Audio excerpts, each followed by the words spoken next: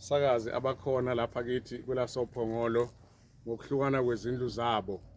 Ngokuqala nje ngikhuleke kongangezwe lakhe kubayede indlu lamithi yamakhosi silo samabandla ngoba siyazi ukuthi sikhona lapha eduze kwethu isigodlo sethu njengophongolo. Ngibingelele emakhosini akithi asendunkulu onke ngokuhlukana kwawo lapha kithi ophongolo. Khuleke nasezinduneni zawo futhi ngokukhulu ukuzithoba.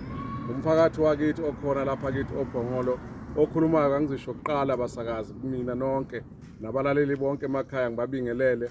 Okhulumayo ubheka inkosi wakwaThwala ongumeya womkhandlu wasophongolo. Kulo mzuzu nangalesi sikhathi ngithobeke kakhulu kubantu bakithi kubahlali basophongolo ngokukhulu ukuzithoba ngibabingelele nabalaleli bonke nababukeli emaphethelweni onke asophongolo namaphethelo nalapha kithi nje kakhulukazi lapha eKZN. Ngilapha ke namhlanje eNcotshane kuWard 10 eholweni la kukhona sibambisene nomkhandlu wethu oholwa ngibaba uKhali, mina ngibe ngimphethe emkhandlwini noma niyazi ukuthi umeya umunicipal manager ungaphansi kukameya. Basakazi nonke ngizothi ngamafushane nje kukhulu esicabangela intsha yakithi ophongolo.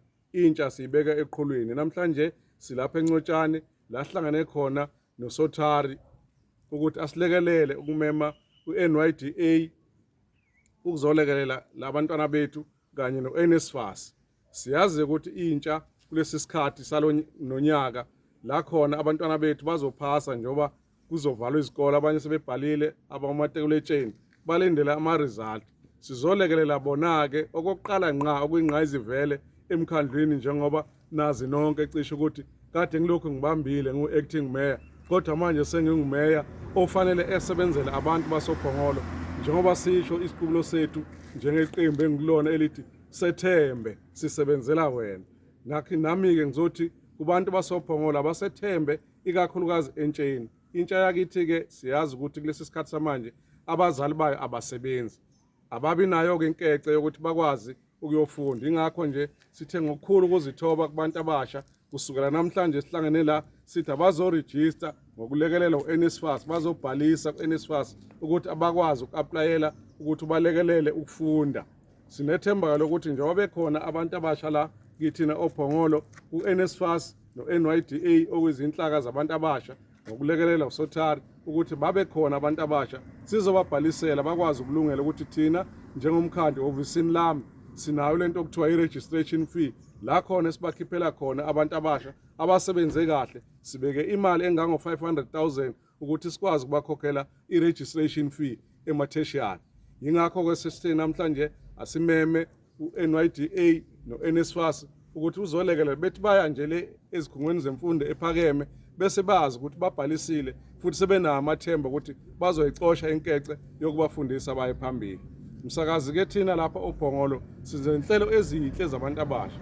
Maduze nje kuthanga lokhu nje bade kulwesihlanu leviki eliphelile bengi-awada noma benginikeza iy'tifiketi zabantu abasha kanye nabantu abadala akade befundela osomabhizinisi ukuba ngosomabhizinisi abasafufusa lapha kithi ophongolo.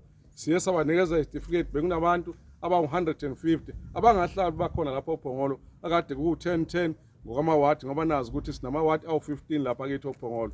Yingakho sithi abantu sibabeka phezulu eqhulwini ikakhulukazi abantu abasha ngokubambisana no-municipal manager nehhovisi lami likameya. Sizothi-ke kubantu abasha abaphume ngothi lwabo basakazi nonke ngokwezindlu zenu, baphume beze la kusukela namuhla njengoba kuwumhla ka-2 kube umhla ka-3 kusasa kube ngumhla ka-4 futhi sizolekelela izingane ukuthi azikwazi ukubhalisa abangenayo intelasport yokusuka la bahlala khona. Somkhandlu wasophongolo sibalekelele noma sizobalekelela futhi ngokuya phambili ukuthi bakwazi ukusondela lapha kithi eNcotshane bazocosha ulwazi noma bazokwazi uku-aplayela u-NSFAS ukuze bakwazi ukufunda ngokuya phambili. Ngithokoze kakhulu umsakazi.